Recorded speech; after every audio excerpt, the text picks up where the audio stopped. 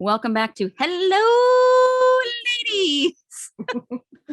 Feminism and Pro Wrestling. I am one of your hosts, Sabrina. And I am Megan. And I am sick. That is my name. Yeah, hence the reason for the different format today. I didn't think it would be, right to show up sick to someone's house during the current climate because I'm not an asshole. So yeah, I appreciate that. Unlike what we were told when we were children, caring is not always sharing. No, and not like when we were children and you get chicken pox and the whole neighborhood's parents sends their kids over to your house. Like, such a bizarre concept to think of that now. Yeah, it really is. Can you imagine me like, Cody down the street has COVID, go over to his house? Right. I mean, that literally happened to me as a kid. I got chicken pox after 5th grade, and my house was filled of children that the whole neighborhood's parents were like, oh, go over to Megan's. I'm sure that's also what you wanted to be doing as a sick child. Yeah, that was I'm covered in boils, and all I want is for all my friends to be over the house. No. Yeah, I in kindergarten, everyone else in my kindergarten class got chicken pox except me. Like, I was exposed to them, everything else never got them. So now, like, as an adult, I have to be really, really cautious because chicken pox can kill adults. Yeah, it can be dangerous. Great time for me. I think most people are vaccinated from it now. I think that's a thing that came out after we were small, so it's not as much of a concern as it was when we were younger. Yeah. Although anytime someone even mentions to me that like one of their children has chickenpox, I'm like, get away from me. Leave. Yeah. It's like, look, you carrier of death. Shoo. I have to go like bathe in bleach. And gargle some. Oh God. See, it'd be funny if people didn't do that kind of stuff. I keep forgetting that we live in a simulation. Yeah. Things that should be outlandish or not. Do you remember back when they would do like whenever WWE went to Vegas, I just remember William Regal dressed as like a showgirl spinning that wheel.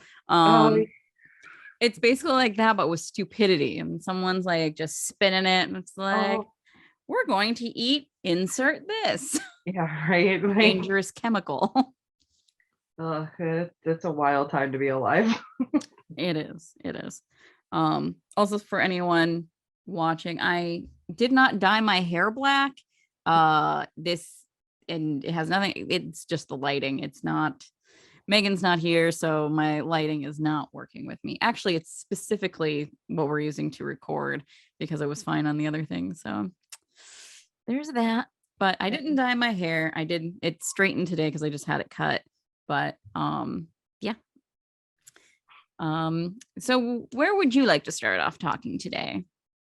Let's see. Probably the Rumble first. That's the thing that's coming up. But Saturday? That's this week, isn't it? Yep, it's Saturday. Yeah, that came fast. I just had pop up in my memories like for the past, I want to say 2 days, because I've gone to I think 2 Rumbles.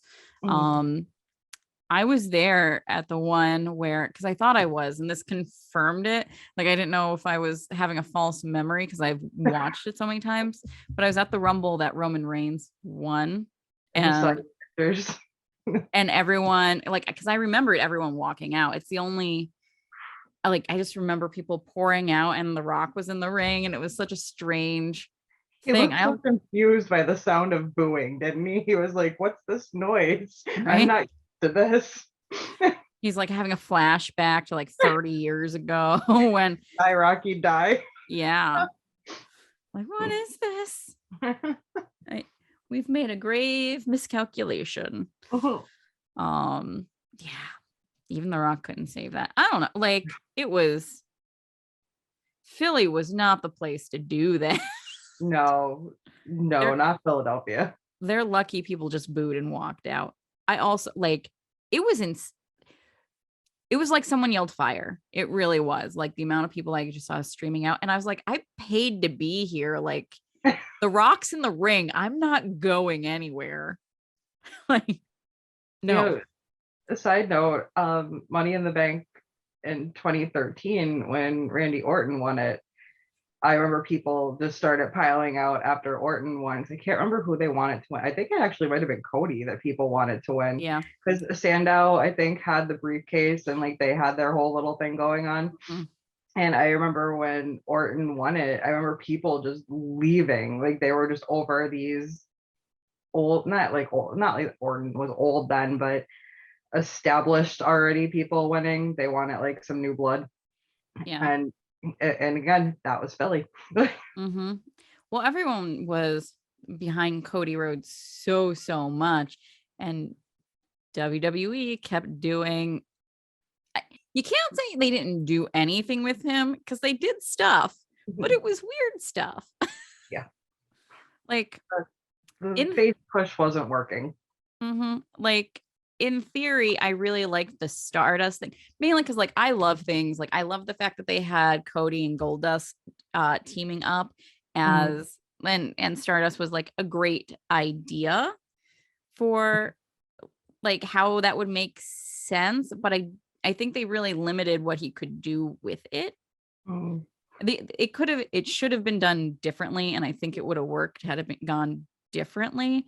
He But went hard too. Like he went hard trying to make that work. And then towards the end, you could tell that he was just like, fuck it, I don't care anymore. Like I'm over yeah, this. I actually have a Stardust t-shirt because I loved Cody Rhodes so much that I was like, I will definitely support this. Um, yeah, I'm sure he is never wants to hear that ever again.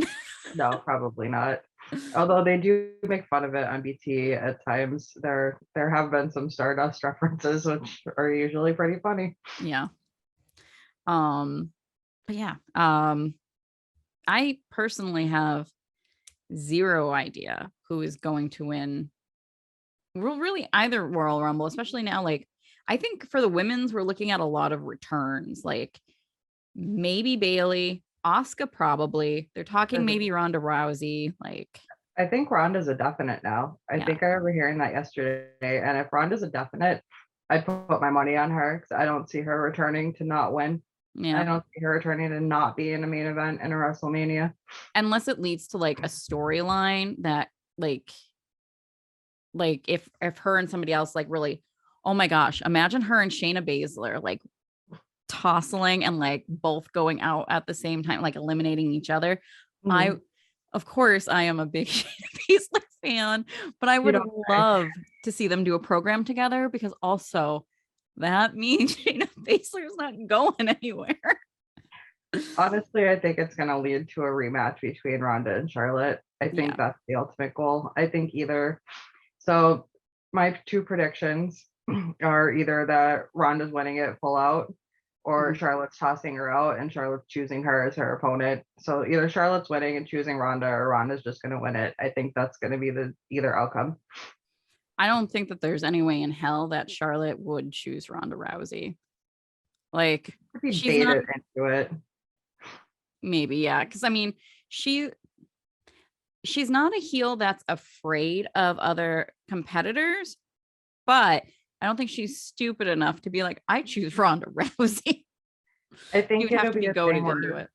I think like her ego, like the character with the massive ego that that character has, I think would lead to her ultimately choosing her. Hmm. Because I think it's going to be a case of, it would be like a case of like, you're afraid to face me, you know, I can beat you, like that type of stuff. And then Yeah. she would just get pissed off enough that she'd be like, you know what, fine, let's do it. Yeah. That's true. The other one, not that I think is winning, but I think that is returning at the Rumble is Lacey Evans. Um, I follow her on Instagram. Like she had her baby a while ago. She looks great. She's been hitting the gym. She posts these things on Instagram where she like has her kids with her and like her daughter will work out with her, but she's like Oh, doing sit-ups and like rocking the baby at the same time. And I'm oh. just like, holy crap, this woman. Like just amazing. But I think we're looking at probably four or five, hopefully 4 or 5 returns to the women's division alone. They Um, have to. I think they still have 9 slots open that haven't been announced, 8 or 9, something like that. well, I'm hoping they don't announce them all, but No, but they the have. they have to have people returning at this point. Well, the funny thing is, so after our last conversation where you're like, their women's division, there's nobody. I went and I counted, and I didn't count. I did not. I don't think I included Sasha Banks because apparently she's supposed to be out until after the Rumble with her injury.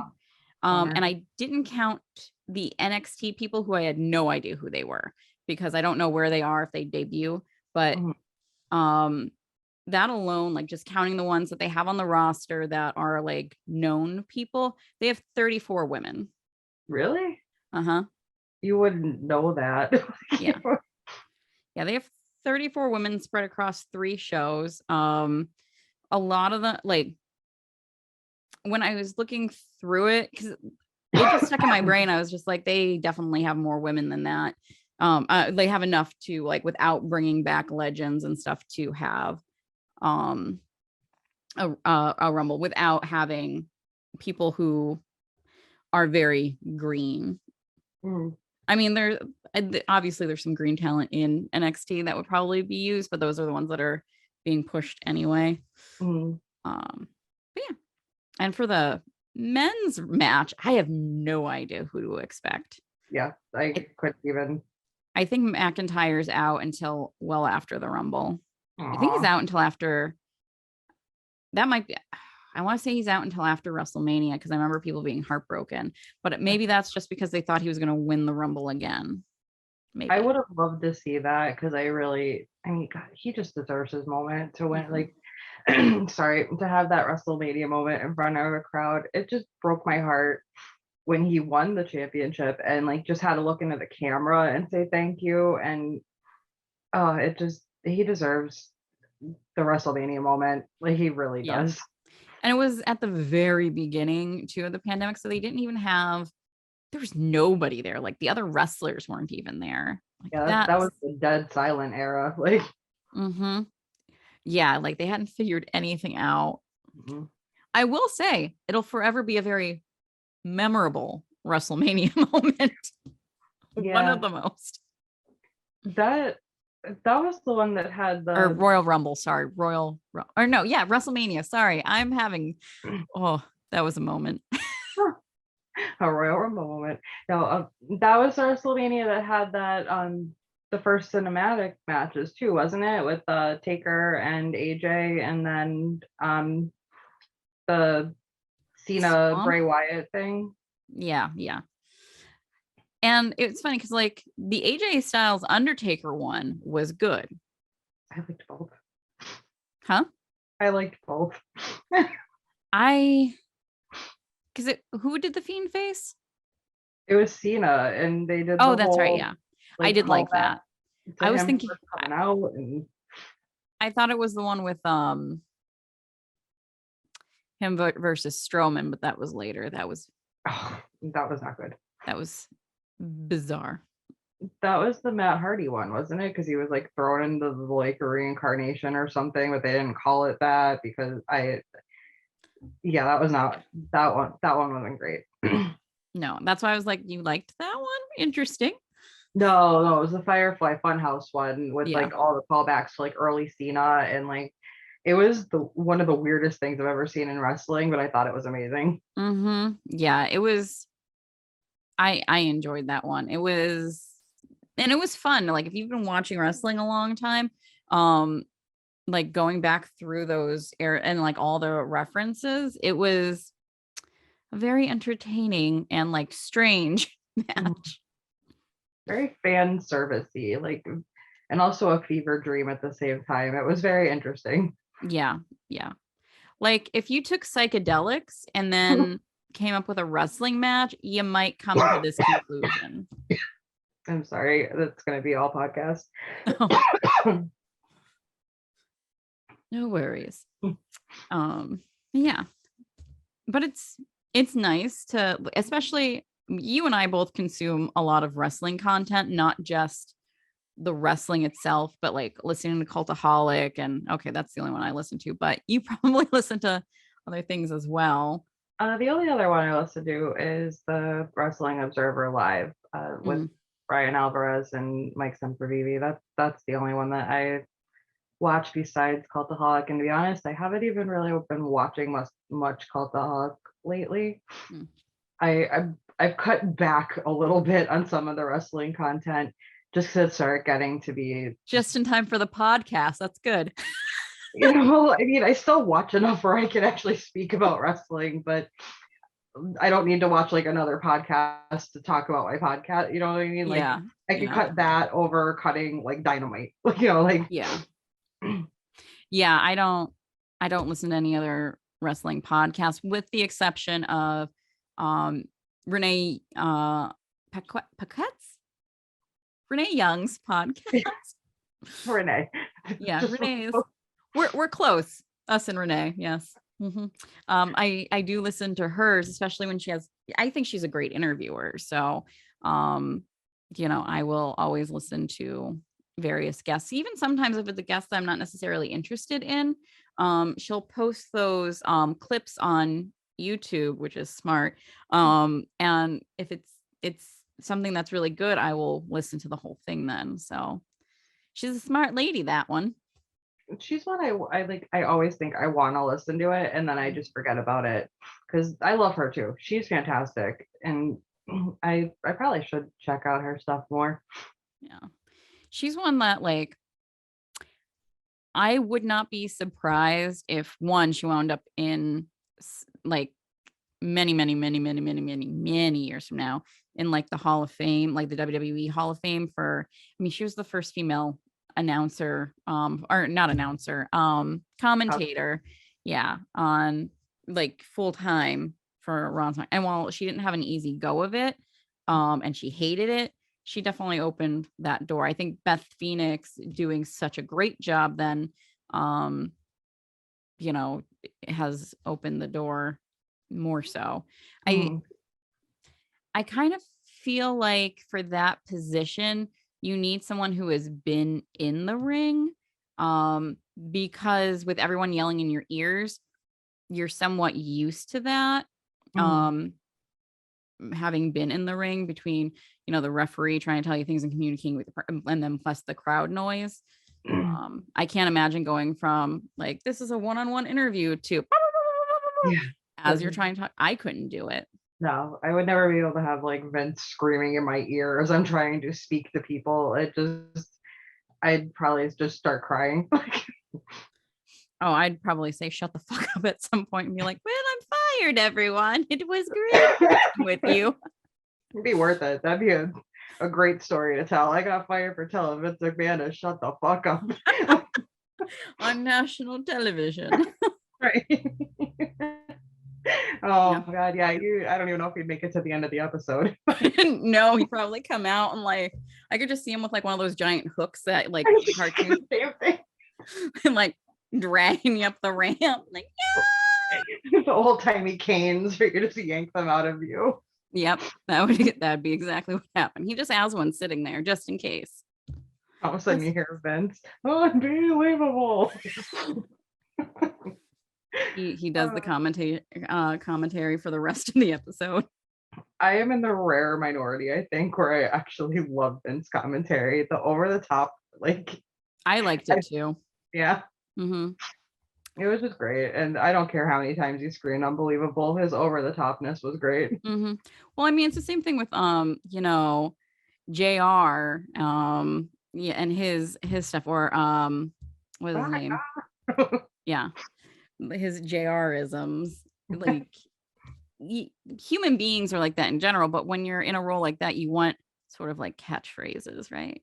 So makes sense. Yeah, I don't think. Oh, go ahead. So you could sell a shirt with "By God" on it, like and make a lot of money. That's true. Slobber knocker. Yeah. I don't know if Vince definitely couldn't do the commentary he did prior to becoming the Vince McMahon character, which I think would be the problem. Also, I don't think his voice could hold up at this age. No, probably not. Because when he's giving interviews, like he has to talk so quietly because he's been doing that Vince McMahon voice for like 30 years. Yeah, right. I mean, that happened. He became the Vince McMahon like character after the screw job, right? So that was 97. Yeah. If I remember correctly. Yeah, 97, 96. I think 97 though. So yeah, I mean that is almost holy crap. Like, Mm-hmm. Yep. Yep. seems like that I'll just I'll get happened, you a cane. right? Gonna need one soon. I get my AARP card. Holy shit. Like, Yeah. See, at least for me, I wasn't watching wrestling at that point. So while I was alive, to me, it seems like it was so long ago. no, no, that and like, mankind being thrown off the cage. Oh Like I God, yeah. remember thinking that like all of that does not seem like it was as long ago as it was. It's just insane how time flies. Yeah. Um, speaking of people having or the commentary, I was watching AEW Dark. I can't remember which one it is, but the one that they put on Mondays, I think. And Taz thought that his microphone was muted and it wasn't. He was singing someone's entrance music as they came out. Bless And him. his fellow commentator like called him out on it. I was like, oh, this is the remix. And he was like, oh, that's how he found out. he was live. He's such a gift to the world. He truly is. Like, I can't believe he played such a grump for so long. Right? And he's just having like such a great time. You could tell now, like, he's at the end stage of a career, like a career in wrestling. I mean, I think he's done with that, and just doing commentary, watching his kid, which, Mhm. like I was saying the other night too, there's nothing I love more than Yeah. proud pa Taz on commentary when Hook goes out. It's so weird to say about Taz, but it's so sweet and heartwarming. Like, Oh yeah. Like you can almost hear him be like, "My boy, my right? boy." Exactly. It is. It's great. I love it. He's so proud of that kid, and that kid is really doing. He's so over, and he's got to be so proud of how over that kid is. Like, Yeah. Yeah, he's doing his papa proud, that's for sure. yeah, Like definitely. it's Taz has every reason to be proud of that kid. Mm. And I found a picture of Hook on his Instagram and sent it to Megan yeah, last night. And I was like, here he looks like Taz. And it's just like a weird when Taz was younger, and like even now, like there's not so many, he doesn't post for pictures where he's smiling for whatever reason. Like it's not with this character, I get it, but like when Taz was younger, he's always doing the and wrestling and like ECW, the face he made, because I looked at a lot of them trying to find one where he wasn't making the face. It reminds me of the Mr. Yuck stickers Oh from when we were kids, hashtag millennial. But he's making like the Mr. Yuck face. And it's like, this isn't helpful. But if you cover that up and you look like at his eyes and compare that to Hook when his hair's not in his face, you can see that's his son. And I think the thing that throws a lot of people are one, obviously the different skin tones, but also like Hook has a ton of hair. And we've always known Taz to be like bald or like the little streak of hair, like Yeah. closely shaven mohawk. I don't know what else to call that. And then there's me, and I thought you sent me an old picture of Taz at first because it was black and white. And I was just like, is this Taz? And I'm like, wait a minute, no. Like, first indication that I was getting sick was the fact that I had like cloudy brain. Like, Yeah, I mean, maybe that just shows how closely they do look alike. well, it was the eyes. That's what it was. And I thought, oh Mhm. my God, is that a young Taz? And then I really looked at it like, wait, oh my God, they do kind of look alike. Yeah. Like, It's still, I found pictures of like Taz, his wife slash Cook's mom, and Hook when he was signing something for college athletics or getting an award or something, but I couldn't zoom in, so I could not judge how much he looked like his mother, like a creep. they're studying the mom. Like, Yeah, at least like I can write this off as like, well, I'm doing this for content for the podcast, not because like I've always had a weird curiosity about genetic. It's because I don't look like yeah, no, I really don't look like either one of my parents. So I'm just always so curious. Just like, do you look like your parents? I'm not weird. It's for the podcast. Yeah. There's so many things I can justify now. I just signed up for the AEW crate because Did you? yeah, because I was like, I need stuff for the podcast.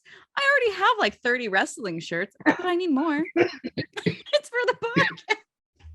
I was honestly thinking about going through pro wrestling tees and looking to see if there was anything that I could grab, because I only have, I think, the Orange Cassidy, I have like the Hangman shirt, 2 Kenny shirts, the Dark Order hoodie, the Kenny hoodie, because not that I don't love Kenny, and a Mhm. CM Punk shirt. I think that's about it. So I don't want to like recycle the same 6 things every week, or like, you know what I mean? Yeah.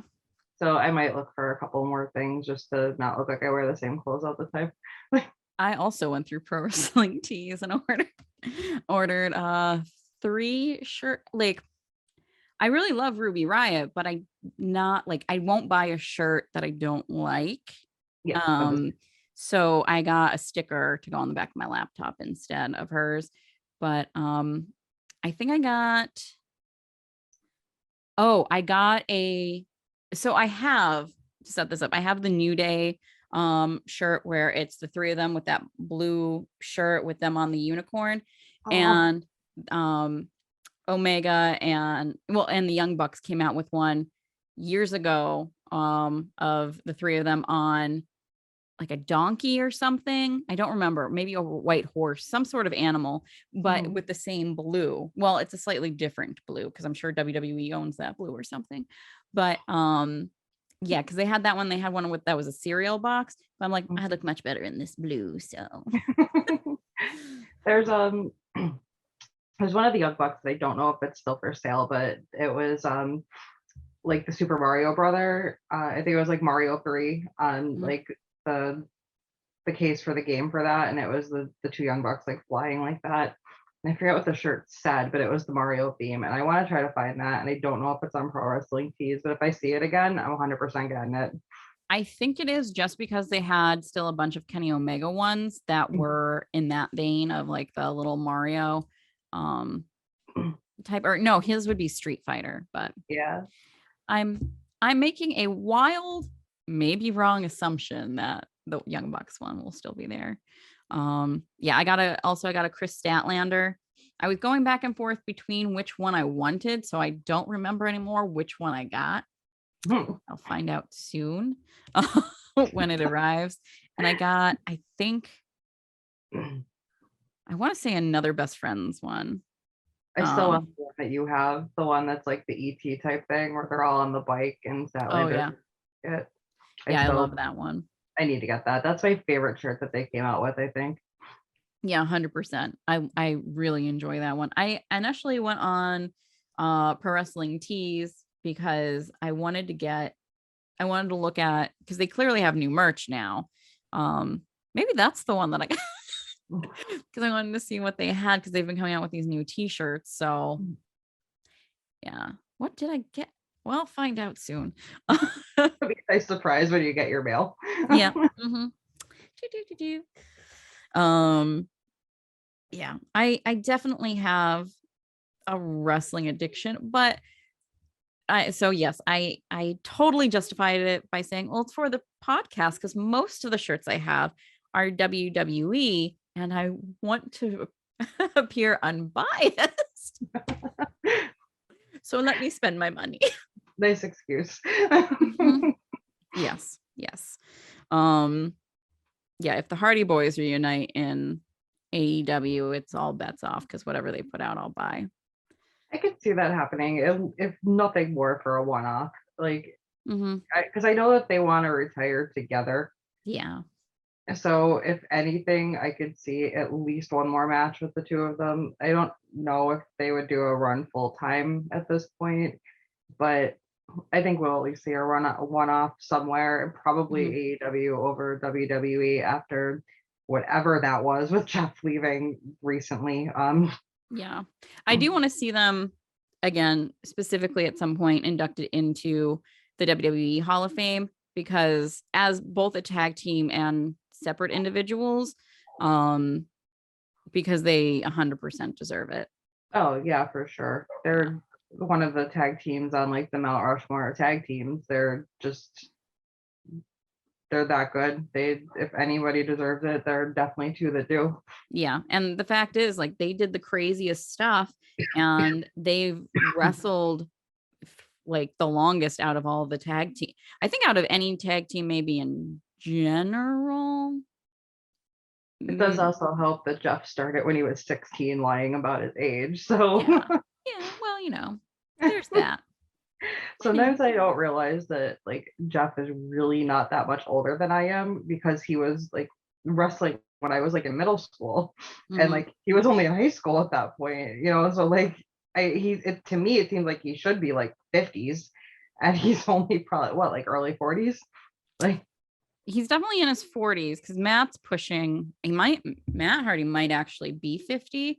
Let's see. we're doing the same thing you are, I think. Yep. He's 47. Okay. So I mean he's Jeff's 44. 44. Okay. He is only I knew yeah. I've known since I was 12 years old that Jeff Hardy is 10 years older than I am. Yeah, he's not that much older than I am, and it seems like he should be a lot older because he's wrestling for so long at this point. Yeah, like, and on like the main stage too, not just like, I mean, he's been wrestling longer than that if you think about all of the time that when they had Omega and things like that, not to be confused with Kenny Omega. But when they were doing like their backyard wrestling and their little organization that they had. I absolutely love that like Matt Hardy has done everything in wrestling. Like he's been a promoter, he's done costume design, he's done story, like everything. He has Brilliant. Yeah, a brilliant mind for wrestling, probably for other things too. I think anything entertainment wise. And I was randomly watching a documentary on Jeff Hardy his title run. It was right after I think they made it in like when the CM Punk Jeff Hardy steel cage match was. And Matt was just talking about like how proud he was of Jeff. And it's so beautiful because like they have every family, like every relationship has its up and downs, but at no point have I ever been like, wow, those two really hate each other. It's like they might not be getting along sometimes, but like I think when it like the chips are down, they definitely have each other's backs, which is really rare in like a business like wrestling. Or like entertainment in general, it's very cutthroat, even if you're related sometimes. Yeah. I mean, Edge and Christian are not related, but you know, they are as close as brothers could be, and they're another two who have just stuck with each other and through like turbulent times. I just love that. I when I was younger and they were like all really in the mainstream as tag teams, I thought that the Hardys being brothers was a gimmick, and I thought Edge and Christian were really brothers. And then to find out like it was kind of the opposite, it blew my mind because I didn't ever think that Matt and Jeff look alike. I just didn't see it. But now that they're getting older, I see it. But back then, I just didn't see a resemblance. So I thought that them being, you know, brothers was just a gimmick for wrestling. Yeah, Jeff Hardy, I think because I was watching that documentary. I think he has some of the nicest natural eyebrows on any man I've ever seen, or any person for that matter. Like they're just beautiful. Not that Matt's are like a hairy mess, but it was just something that I happened to notice because I think he had shaved something into one of his eyebrows, and I was like, why would you do that? Those were beautiful. There are women who would murder someone to have those eyebrows. It's always the case. Or like eyelashes. Like guys always seem to have better eyelashes. It's not fair. Yeah. But going back to your point, I always believed that Matt and Jeff were brothers. Same thing with but I also thought that Edge and Christian were brothers. I don't remember what I thought about the Dudleys. I think I I don't know. I always really liked Devon more than Bubba. Me too. And And now, after hearing like some of the shit that Bubba has said, clearly my childlike self, my child self was very correct.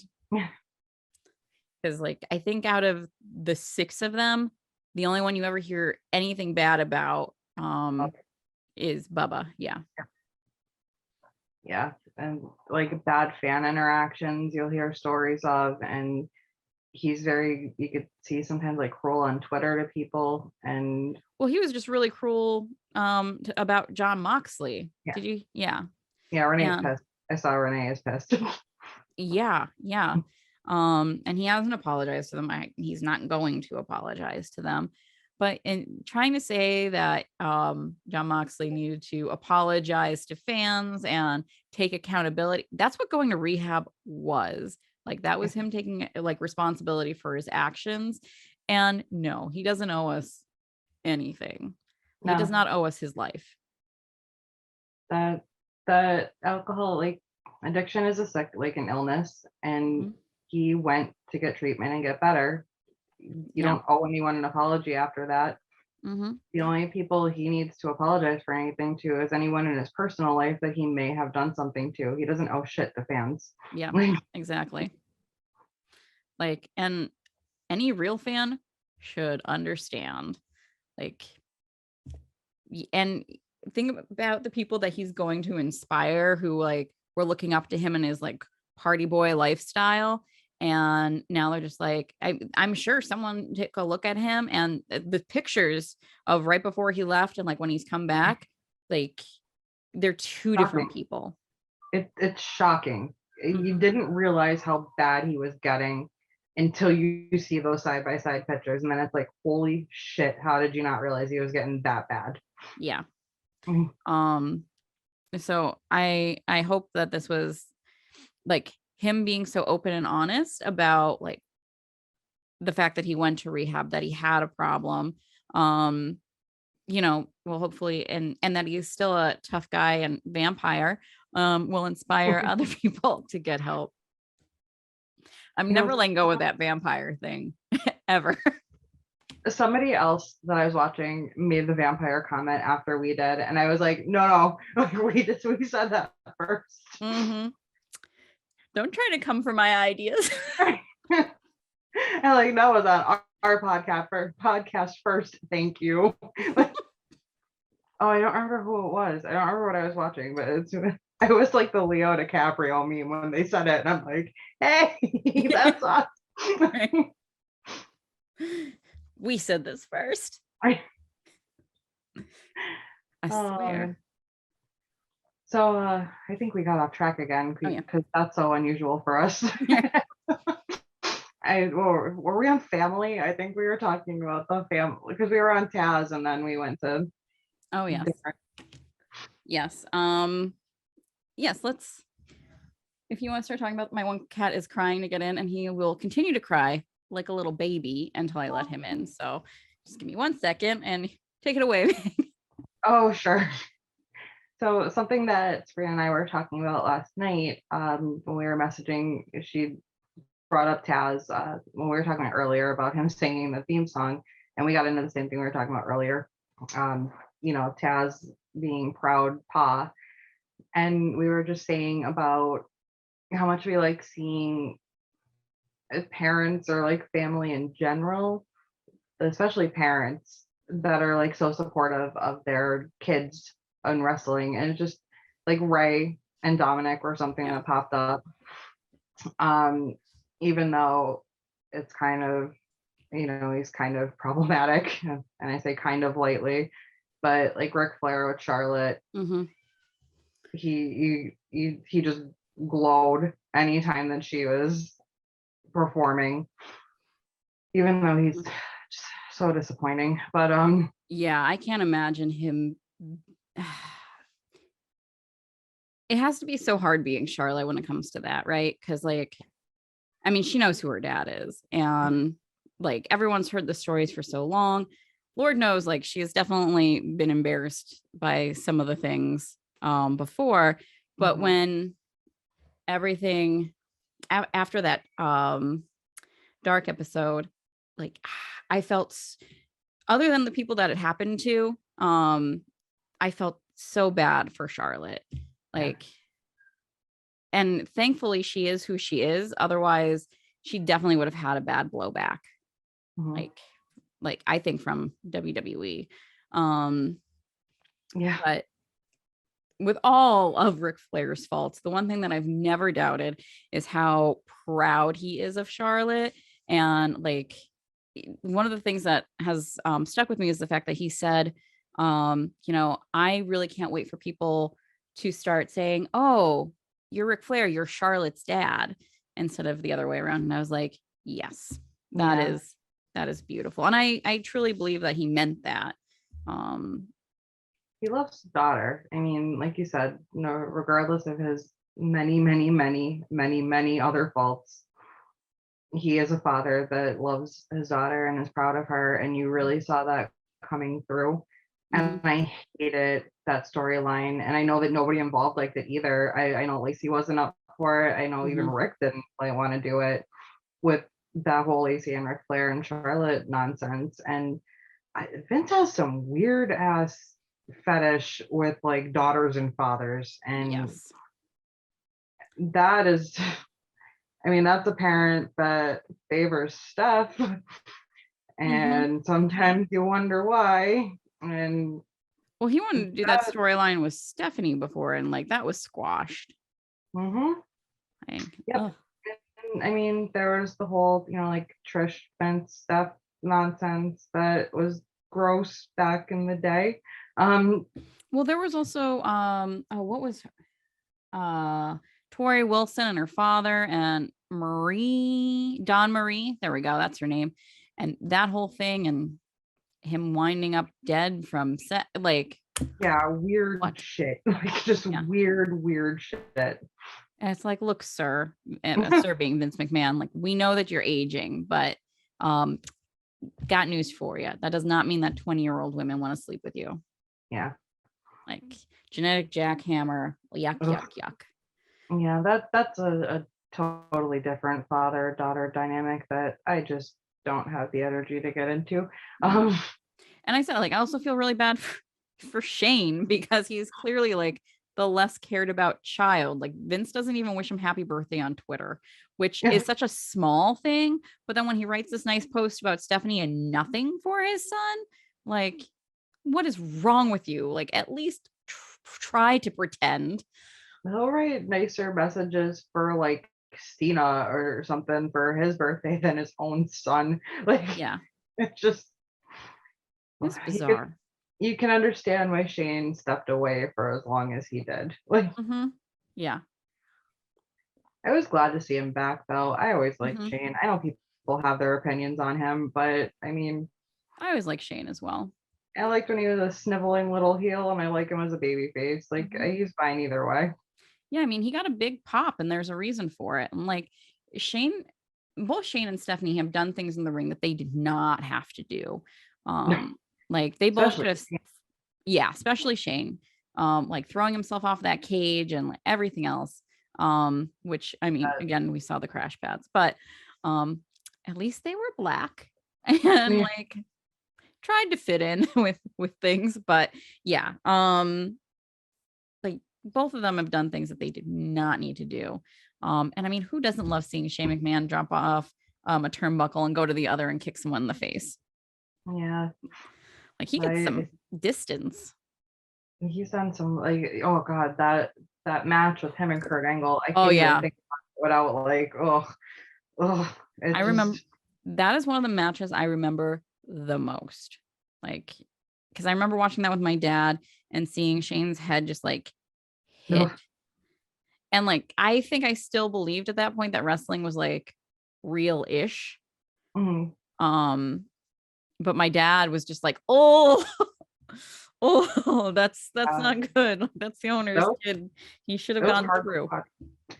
Yeah. Very hard to watch. Like I remember hearing that like Vince did almost stop that though. Like he when he was not going through that glass and like he's like throw me again and then went through like oh god no that he really sacrificed his body for that Hmm. business when he was not a professional wrestler. He was the owner's son. Like Yeah.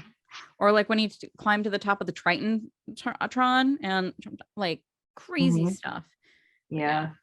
But yeah, he's another one though that like when he brought his kids out with him at WrestleMania as like a surprise for them, you could tell like he's also someone who's really like dedicated to his children. Not to say that Triple H and Stephanie are not. I'm not saying that at all. I think they've have a different approach and that they don't share their kids' photos on social media or online, which I also think is very smart.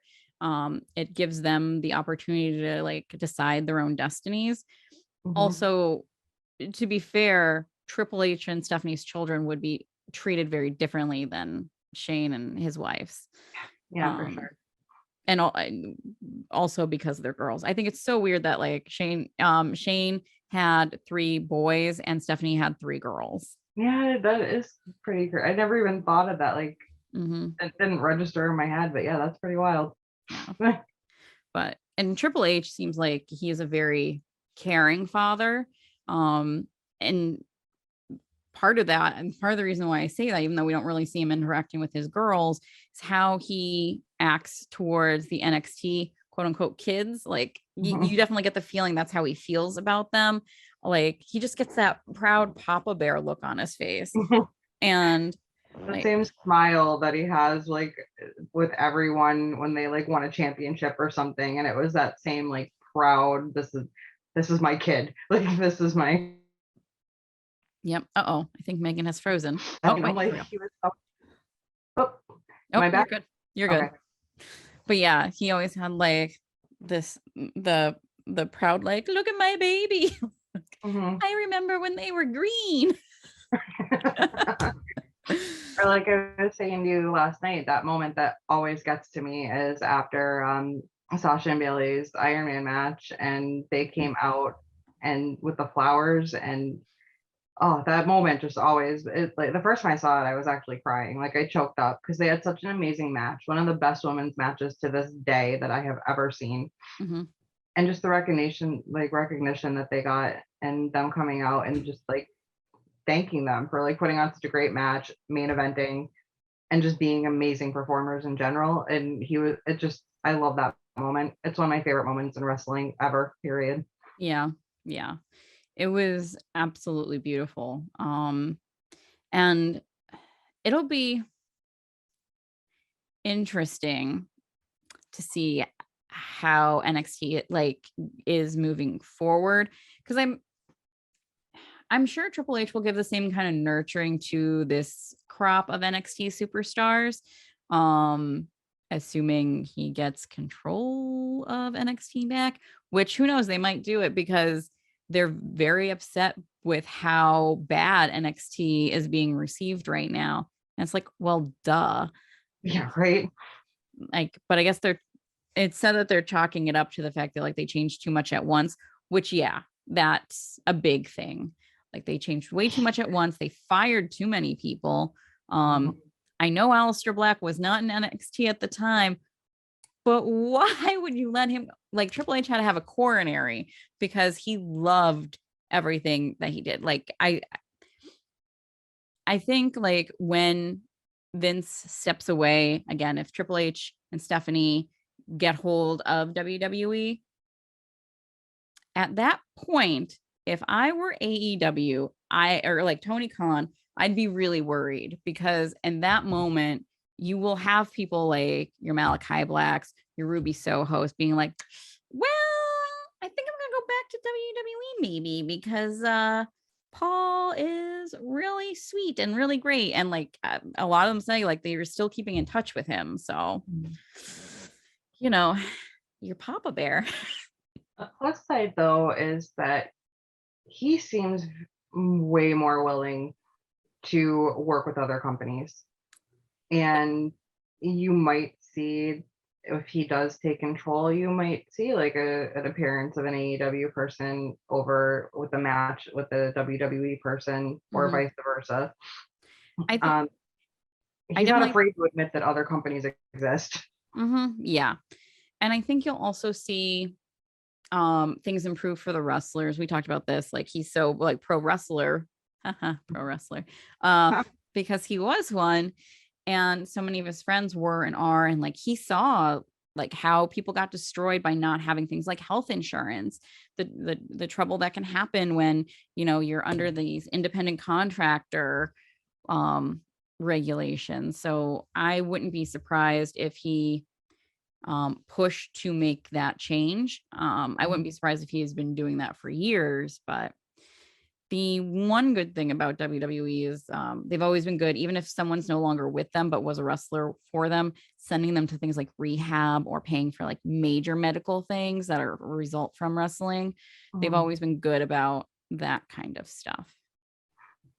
Yeah, and like when they don't have that coverage while they're there, or you know, that's how a lot of drug problems start, because they'll start drinking to numb the pain, or they'll find a prescription for pain pills somewhere, and then they're drinking and taking the pain pills. And he saw too many of his friends like die or almost die, and I think that would impact his decision on doing more for the wrestlers as well. Definitely. You don't want people to kill themselves, you know, like. Yeah, and I think not everyone realizes this, but Triple H, like everyone knows that CM Punk is straight edge, but so is Triple H. Like he doesn't drink, he doesn't do drugs, none of that. Which turns out is really good for his heart, because I'm sure like that issue that he had probably would have been way worse, if not would have killed him way sooner. But yeah, he was always like the Clicks DD, and don't envy that. Yeah, I said to you, like, I think, you know, he had to be so worried about them dying that is the only reason he didn't kill them. Right. What a group of assholes to have to cart around. I know, right? Like, I love Sean now, but he was a prick. Like, I mean, the nicest way to say it. He wasn't a good person. And now he seems like, well, I mean, he got off drugs and he like found Jesus or whatever. But he yeah, you hear stories about him from like the 90s and stuff, and he seemed like he was unbearable. Like, just I don't even know how he had the friend. Yeah, he admits it. Like, I don't even know how Triple H put up with them, like, to be totally honest with you. Yeah, and I mean, Kevin Nash, like I've seen interviews with him sober, and I've seen interviews with him while he's drinking. Two different people. And Kevin Nash, while he's sober, seems like, you know, he can tell some fun stories, whatever. I don't know if I'd want to hang out with him necessarily, but like he seems like an interesting person. Kevin Nash, while he's drinking, seems like someone you don't want to upset.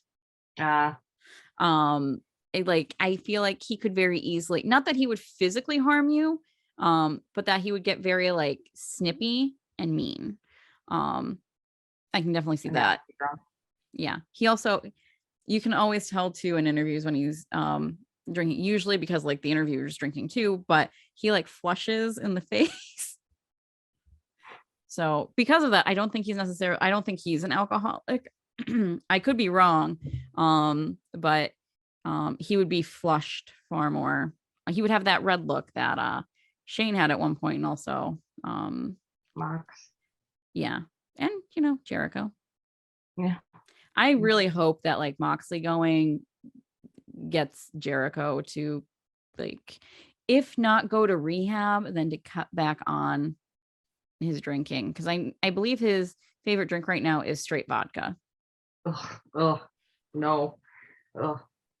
Yeah. That just turned my stomach even hearing that. Like, no. That's like, what are you, a college kid? Straight vodka and a natty ice. There's a callback. See, when I in college, I didn't drink beer because that was the stuff that, like, I thought all beer was like natty ice because that was all that was ever around, and I was like, no thank you. It wasn't until out of college that like I learned that there were other things. Also, like, I didn't know, being from our area, I thought a lager was simply a Yingling thing. And then I moved to Connecticut and found out that no, it's a type of beer. Yeah. Yeah, because I mean, you go to a bar around here, and if you ask for a lager, they just give you a Yingling. Like, Yeah. Yeah. Which I mean, there are worse things. The other thing, I was down in Florida the one time, and because it's a microbrew there, $10. It's a $10 beer there. Here, you can get that for $1 at happy hour. Like, I'm absolutely sorry, $10 for a Yingling? $10. That I just I lost my mind. I went on a rant. I lectured people around. It was like, absolutely not. You I can got get a a case. case. I was gonna Yeah. You get a case for like $10 and change. I mean, now say, maybe it's like 12, but still. right? $10 for one. Yeah, all right. Like, It's a microbrew. I was like, I guess so. I mean, it's the oldest beer in America or whatever, and it tastes that way. Like, yeah, it's you know, not even that great. Like, and when I was like 20, I thought, oh yeah, I'm fancy. And like it's better than my natty ice and having a Yingling. And then, you grow up and realize that it's also shit. So mm-hmm. Yep. My poor little body can no longer process beer. So I that's very rare. Like if I no. yeah, I always liked like porters, like really heavy beers. So Oh, they're so delicious. They have so much flavor to them and they don't taste like perfumed piss, which is what light beers like taste like. poppers. Yeah, like IPAs. That's what I always think of. Just like you sniff, I just sniff them. I'm like, no, thank you. I was never really a beer person. I would like just drink it because it was there, but I never enjoyed it. I like wine. I'm not even gonna lie. I like my wine. My body also will not process wine anymore. Like I'm just like, and by that I just mean like if I don't feel well after I drink something, like a low amount of it, like if I have a glass of wine and I feel like shit the next day, I guess I'm not drinking wine anymore. Like it's not worth it to me anymore. Um, so yeah. No, I can drink a bottle and I'll be fine. No, no, not me. That's why that's one of the things that inspired. I'm doing a sober year. So we'll see. I well, if I was really smart, I would have been like, CM Punk has really inspired me. I've never been a big drinker though. Like I could drink a bottle of wine and be okay, but that would be like 3 times a year if that. So I've never I've never really been a huge drinker. And just socially occasionally. Yeah, yeah. Anytime I would drink, it would be socially because I'm not drinking alone at home. Yeah. Um, that that's how alcoholism, really takes root. Right. I mean, maybe a glass of wine at dinner every once in a while. That's totally different. But like that's also very rare. I have like 5 unopened bottles of wine that are in my house because people just insisted on giving us wine. And I don't know when I'll ever touch them because I just don't really, I don't like to drink. That's kind of what it is. Like, I don't Yeah, like getting drunk because I yeah. always feel sick. Like, Mhm. My favorite thing to do with wine these days is I will gift it to other people. So like I have a wine rack that has a bunch of wine on it and I don't like showing up empty-handed places. So I'll usually bring like if I forgot to get something, I'll just grab a bottle of wine. I won't be drinking it, but it's not like mm, terrible wine as far as I know. yeah. I just bring it with me. And some of it has been stuff that like it's the same thing. People will show up at my house and be like, well, I don't like to not bring anything. So I'm Mm. sure I've brought somebody back their own wine. You know what? If that happened to me, I wouldn't even notice. Like if I brought wine to somebody's house and they brought the same bottle back, it wouldn't even register in my head that it was my same bottle. I'm just like, Yeah. oh, thanks. And then like I'd be giving it away in 6 months.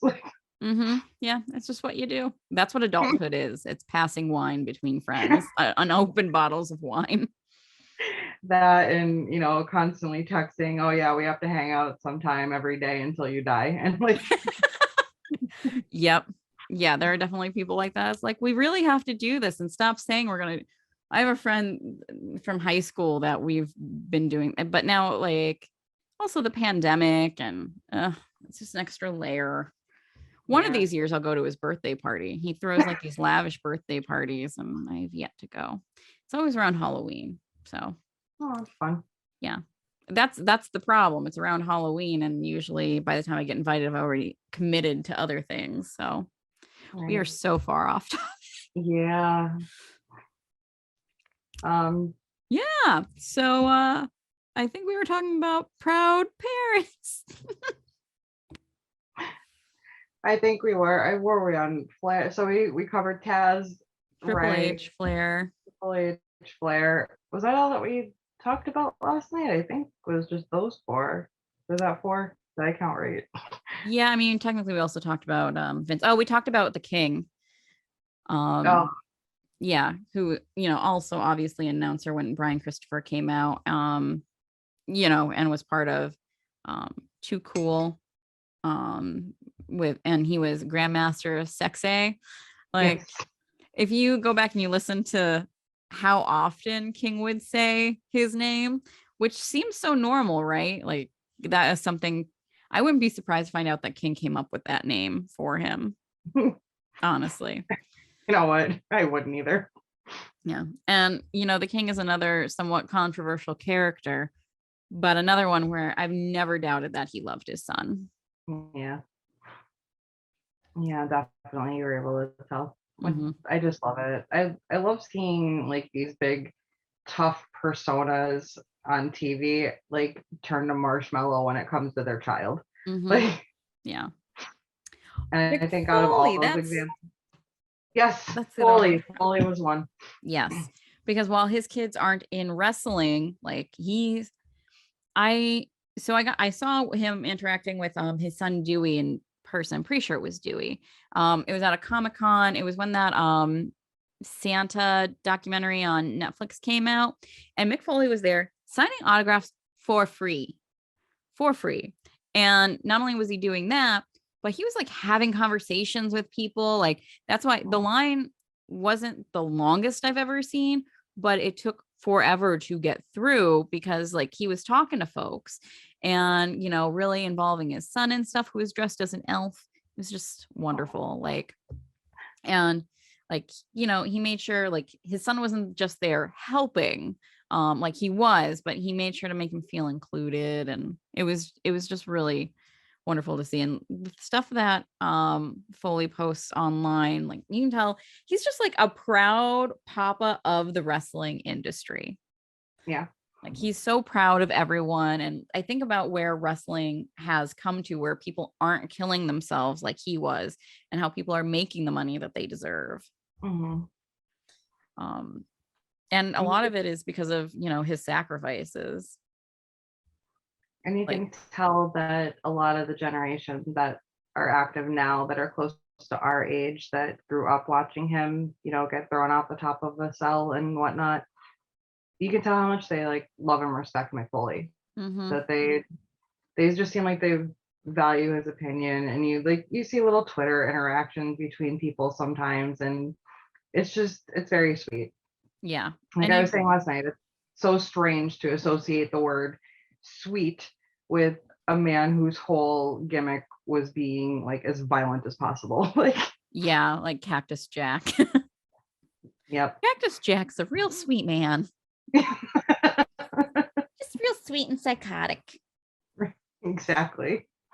Um, yeah, Cactus. It makes more sense when you look at the commissioner character, because it seems far more true to who Mick Foley is as a person.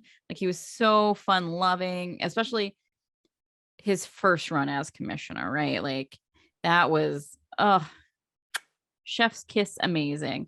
His interactions with Kurt Angle, Edge and Christian, so Mhm. good. So good.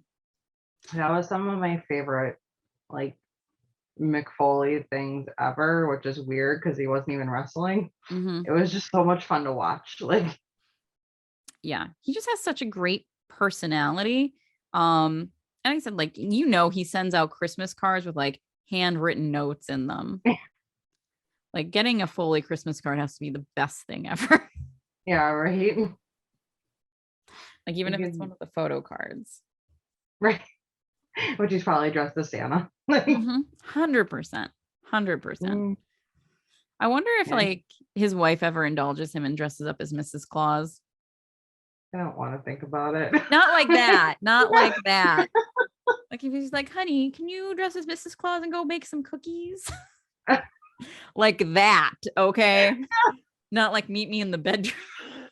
But I'm sure if she did, it would end there. So that's why I don't even want to think about it. You know, I wasn't going there.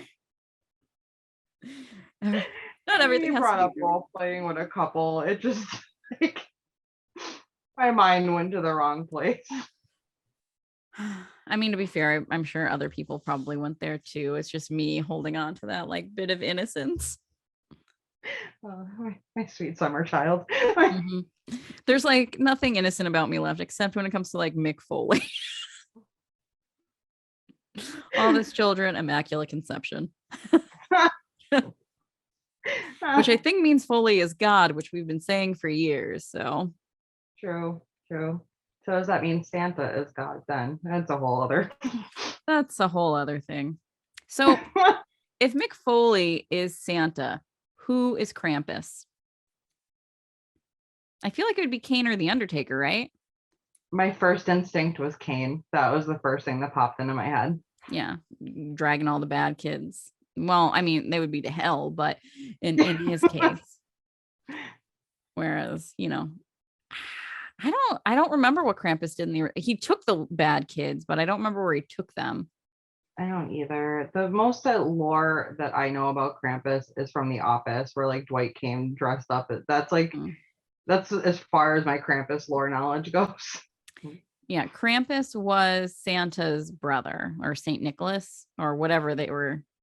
Whichever in like wherever it comes from, he was.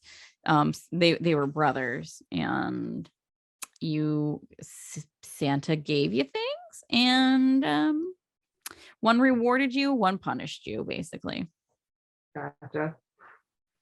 That's Nothing kind of the gist I got from Dwight, but I don't remember too much about it.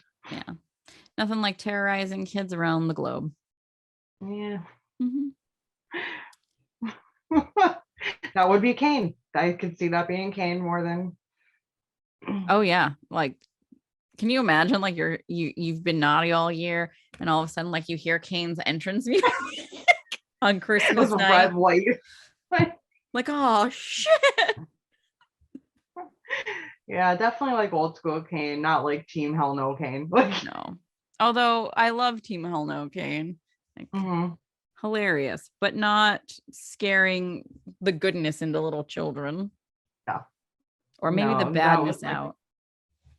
He was Team Hell No Kane was like the Santa version of Kane. Like it was like Krampus was taking over for Santa for a week while he had the flu.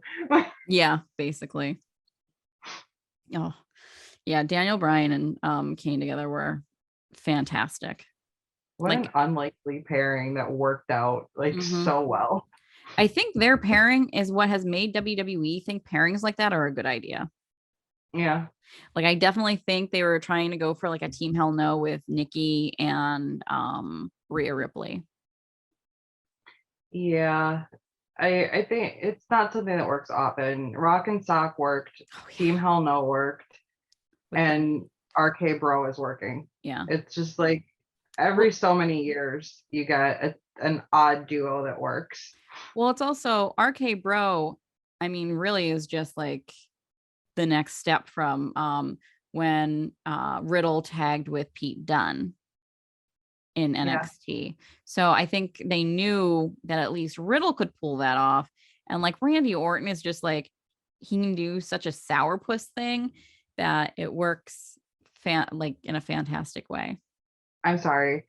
I just heard screaming from downstairs. So if anything, I'm assuming that the Cody and Sammy the ladder match got wild because I just heard a loud scream that wasn't the TV, it was my husband. Like okay. Already? Didn't it just start? Well, I mean like 10 minutes or yeah, I got a text message. He's like, I'm sorry, like go into real life. Just saying starting with Cody versus Sammy. I go, okay, cool. And then like put it aside and kept podcasting. And then I just hear, oh, coming from downstairs. So something was to happen in the ladder match that we will elaborate next podcast, I'm sure. Yeah. Next podcast we'll definitely be talking about. I'm guessing that. Yeah, because this is It's like one of those special dynamites. yeah, I never know what to call them exactly because they're not pay-per-views. I always get so nervous that like when they start talking about these things that they are a pay-per-view, and I'm like, shit, I didn't know about that. And I'm like, oh, Wednesday. Okay. Yeah. It's Um, what's like Beach Bash or Bash at the Beach or something like that it's called. mhm. I think Gargano's showing up today. We'll see if I'm right or not, but they're in Gargano. Ohio. Gargano, I don't think they're in because Ohio. Candace is so close to giving birth. I'm not sure if he'd risk it. I don't think of for like forever thing. I think just to like show his little face to start a feud and then disappear until for a little bit. Yeah. I'll see if he's streaming. If he's streaming, then no. If he's not streaming, then there's a chance because he streams around now. There is no Johnny Wrestling streaming right now. Just saying. I have no idea when she's due. I don't know why I tried to look that up. I feel like she's due. Huh? You should have saw him last night. He was like in full like cosplay, like Iron Man type. Like he had like this helmet thing on, and like Brian and I were just looking. And we're like, what the hell is he wearing? And we're like, Gargano is such a nerd. I love it. Like he is like the nerdiest of all the nerds. Like You really need to watch Shayna Baszler's channel. So when the BRE lived together, she would put on when they were like streaming in separate rooms, she would take and put on Darth Vader helmet, like full on, like there's various pieces, and she'd creep up and like jump scare them. And that's just like amazing. especially the one she does to Dakota Kai, because Dakota will be sitting there. You can just look up like Shayna jump scare Dakota Kai or Charlie Girl, and it's a compilation of them. Like she just freaks out, like because she'll have the green screen behind her, and then like all of a sudden you see her go like, and Shayna's there. That's awesome. As Darth Vader, and like, or you'll see her like sneaking up behind Dakota, has no idea. She's done it to Jessamine too. It's fantastic, which is dangerous. Like Jessamine's a trained fighter who like had a decent record. Like, although I guess she's wearing protection around her head. So True. yeah. But in wrestling lore though, that might not work. Like when you take a trash can and put it over someone and hit the trash can. Oh yeah. I never want to see that again. I know how much you love that spot. From any wrestling promotion, like stop hitting the can and acting like it's hurting the wrestler. It's not, we're not stupid. No. I feel insulted every time that happens. Like even if I was a child, I'd be like, this is BS. How dare you? It's like that move. And I've ranted about it before, and I'm gonna do it again. Kelly, I think, was the first one to do it. Now, why can't it begins with a C? Carmella does it. Where she like flings around, and I'm just like, please stop. That move should die. Nothing's happening here. If anything, you're gonna hurt your back. Like, stop. Like, do the Cesaro swing or something, but not that. Please stop. And I like Carmella. Like she is not the best wrestler, obviously, but like you need mid-carders. I like not everyone can be the greatest, and she's good at that. And she's funny. Like her and R-Truth together, gold. Absolutely gold. That was great. I was just gonna say I haven't liked her since she was with R-Truth. I do. There's such good chemistry. You would never, speaking of odd pairings that work, R-Truth and Carmelo are perfect. Yes. And I also love so I do love that with Carmella's current character, Corey Graves can just completely gush over his fiance and like all he wants, like it's written there for him. Right. So I think they're a very cute couple. They're a very attractive couple. Corey's looking rough. I mean, I don't like what he's doing currently with his hair, and I could like the mustache could go. Like when he had like I don't know what he's doing. I don't know what a lot of guys are doing these days with their hair, but I don't know if he started a midlife crisis a little early or what, but whatever all of this is right now, he looks like 10 years older than he really is. Mhm. It's not. And is he sick? Like, he looks like skin on bone right now. Like, he's always, you know what it is, he's not sick. He's been cleared to get back in the ring, so I think he's been he definitely looks like someone, like, just by like his bone structure. I think he's someone who's always been like on the thin side, and he oh, probably has to like fight to put on muscle, if I had to guess, based on his, what I'm guessing his body type is. I'm so sorry. Did you hear that or no? No, I was like, is Brian being murdered? It sounded like it. He just went, "Oh my god!" Just, I have no idea. I I hope mean, nobody's dead. right? Oh, He was so loud that time though that I was afraid that it just made it onto the recording. oh no. um what was I, crap, what was I saying? Corey Graves, yeah. Yeah. Somebody else who looks sick that I'm concerned about, especially since they're not having long matches, is Spears in AEW. I wondered the same thing too. He looked thinner than Mhm. normal. I think like they're He looks, I don't know if it's specifically when he's wearing like the hat, and like he's like a little paler than he was, which I'm not against anyone, like folks not using that self tanner stuff. It's terrible for your skin. A lot of people are not applying it right. Don't use it. So I'm not against, and certainly don't give yourself cancer by going to those tanning beds constantly. But like, the reason I think that he might not be sick, like I thought he was sick or injured, because, and maybe he is injured because his matches have been so quick, whether it's yeah. a squash, either him squashing somebody else or him getting squashed. But his wife reacted really poorly to his loss to CM Punk on Twitter because of how fast it was. Oh, Um, and like, I understand, like, he's not getting the push, I'm sure, that he thought that he would, or that others, specifically like his wife, thought that he would get leaving WWE and going to AEW. He's on TV basically every week, but he's probably not ever going to be main event material. I And if would he, say not a top guy. no. He's a mid carder. Mm-hmm, He's supporting talent, and you need that. There's nothing wrong with that. mm-hmm. But he may be a TNT title champion at some point, Mm-hmm. perhaps, but he's not going to be an AEW champion. No. And I mean, he cuts a good promo, which I actually had no idea he could do until I saw him do the CM Punk one. Like, Yeah, that yeah, was surprising. yeah. I didn't expect that from him. Mm-hmm. It was surprising in a good way. I thought he was much better than I ever assumed he would be. Yeah. I mean, he's come a long way from just coming out and 10, 10, 10, 10, like. Mm-hmm. And he's not bad in the ring by any means. It's just, I don't know. I don't know what it is. He lacks something. And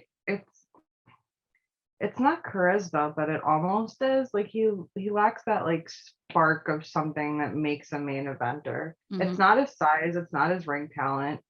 There's just something that doesn't quite connect, I don't think, that Yeah. would ever get him to be like next level over to be a main event champ. Mm-hmm.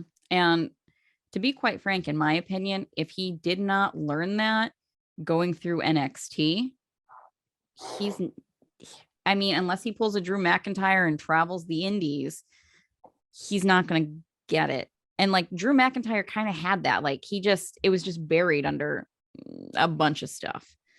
See, that's what I think it is. I think it's not something that could be taught. I think it's something you either inherently have or don't have, and I don't think he quite has it. Yeah. It's like, we were talking about how Dolph Ziggler has it. Like whatever it is, he has it. He is the total package. He's funny. He's entertaining in every way imaginable. And like, he seems like he's pretty intelligent as well. And I haven't seen enough of his brother, like in interviews where he's not playing his character to know if he's intelligent or not. But like his brother's just missing something, whatever it is. Mhm. It all got sucked into like Ziggler. Like he drained it out of his mother, like took it Yeah. all, left none for his brothers. And it's so weird because like he looks so much like I'm sure like that has to suck so much for him. He couldn't, but I think his brother would be a good manager, not bodyguard, but a good manager, like specifically for a woman. Like I really think they should do that. I like especially someone who's like really obsessed with their looks. Mhm. Like if he was, well, no, that wouldn't work. I was gonna say if he was like Carmella's manager or like, you know, someone like that, maybe who has like the ring skill, but not well, again, I'm assuming that that man can talk on a mic in front of people. And But we don't know if he really could. He hasn't really yet, and his BTE stuff is just off the wall. Oh, this week was kind of funny. Did you see this week? I When did not see this week. The last one I saw was the half empty arena in AEW.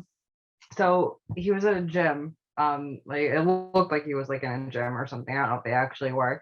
And he was saying like some girl was looking at him from across the gym, and he's going, yeah, that was me. He's like, yeah, I was an XT. No, before it was popular. And then he's going, no, you're thinking of my no, you're thinking of my brother. And I just lost it. Like, yeah, it's weird. His stuff on there is weird, and I don't get it. But that was funny. Like this Mhm. week, he was actually funny. Yeah. I think my guess is that him and his brother probably have similar senses of humor. Mhm. Um, because they were like they lived together for a while. Like they're very close. So when you're trying to make your own way in wrestling, it I if you look so much like someone who's already made it and your humor is the same, they probably move the same. Like unless you're the Bella twins, like you're screwed. Yeah. Like that's such a terrible deck to have stacked against you. And I would imagine Dolph Ziggler probably feels like I don't want to say guilt, but he probably has feelings about it. Like, because you know, he wouldn't want his success to be his brother's detriment. Yeah. No sibling really would. Like, I mean, if you get along with your Yeah, I siblings, was I gonna know. be like, you don't know how I feel about my sibling. I don't Well, feel like my that brothers about and them. I are Hmm? my brothers and I are super close. Like we're Yeah. like best friends. So I know like none of us would want like and I know if I said this, they would tell me like, yeah, we would. But I mean like in real life without them being idiots, none of us would want like our success to overshadow the other ones. And I'm sure it's because we're close. And if they're close too, I can see like he'd feel bad that if he like overshadowed his brother. I'm sure there'd be some guilt there. Yeah. But yeah. Should we wrap this up so we can go both watch Dynamite? He's screaming again, and now I'm just worried that like you're gonna hear this random madman screaming in the background. He's actually I feel on like someone fire. It like has nothing to do. Like he set himself on fire somehow. still yelling. Like either he is overreacting or I'm missing the best match that ever happened in the history of life, according to his reactions. Could be both. Oh Lord. It's probably overreacting. I'm sure Sammy and Cody are fine. I'm sure it's fine. I'm sure it's a good match. But I don't think it's warranting the reactions I'm hearing from my husband downstairs.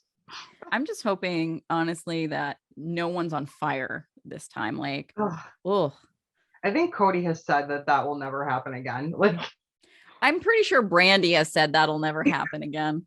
she's the Like, they one that have a lit the table. Though. child. Hmm? She's the one that lit the table though. She was just as much involved in that as he was. Yeah. I'm sure afterwards, though, she's probably like, oh, yeah, no. No, He no, no, looked. no, no. Oh God, I can't even think about it. It literally gives me the chills. Like, I'm someone who's like a picker. Like, I can't like if a sticker or something, that's why I can never have like my nails done, because once they start to chip, I just pick. Um the skin on his back, Ugh. like like Yeah. just seeing it, I wanted to like reach through the screen and be like, pick Pick. Well, Pick. I just gave me a feeling Mhm. just thinking about it. Oh. Did you ever watch Buffy the Vampire Slayer? No, I think we were Oh, yeah. talking about this. Oh, yeah. Remember, I liked the movie, and the movie was so different from the show. Yeah, we have. I will continually block out the fact that you don't like Buffy and ask you because I do this to other people. Hashtag not my Buffy. Well, there's this one episode where like there's this demon that no one can see, but it gets the one character and starts peeling off their skin in Oh, strips. nope. And that's what that reminded me of. So based on that, now you never will watch Buffy. No, because I'm squeamish. So that's another. Like the movie was so lighthearted and like mostly Oh, a yeah. comedy, and it wasn't really it wasn't really gory. There was like your typical biting like vampire thing, and Pee Wee Herman, I can't think of his real name. The stake through his heart, which was Oh, my yeah. favorite part of that movie. Yes, that I was able to watch, but like the show, I think it's more serious, right? And like more, I mean, that it handles different topics. Like some of it's purely fun. Like there are some hilarious episodes. Like there's a spin-off Angel, and there's this one episode called Smile Time where Angel and Spike are turned in, who are the vampires, are turned into puppets. Or no, sorry, just Angel is. And him and another vampire fight, but the guy is fighting a puppet. It's hysterical. Yes, and I still have a theory that Chuck Taylor is a Buffy fan because of his David Boreanaz comment, which I do another podcast, which is a Buffy podcast, and I tied that in. I was like, let me get your opinion. What do you think? Do you think this guy is based solely on this information I've told you? And she's like, yes. It's like, thank you for playing along with my delusions. Mingling the podcasts. Mm-hmm. Yes. I like it when my fandoms collide. Yeah. Well, me, that's Mick Foley and Avatar: The Last Airbender. Yep. Yeah, exactly. He is the boulder. That brings together two of my favorite things. Mm-hmm. Yeah. All right. So now that we've gone on yet another tangent. This is becoming a theme. Mm-hmm. Mm-hmm. Well, welcome to the loosely based on wrestling and feminism podcast. Tangent podcast. Yes, we will see you all next week. Hopefully in the same room. If not, this works too. I'm sorry about my coughing and sniffling throughout the episode. I promise it wasn't as bad as it was through most of the day earlier. We're all deeply offended. See you next week.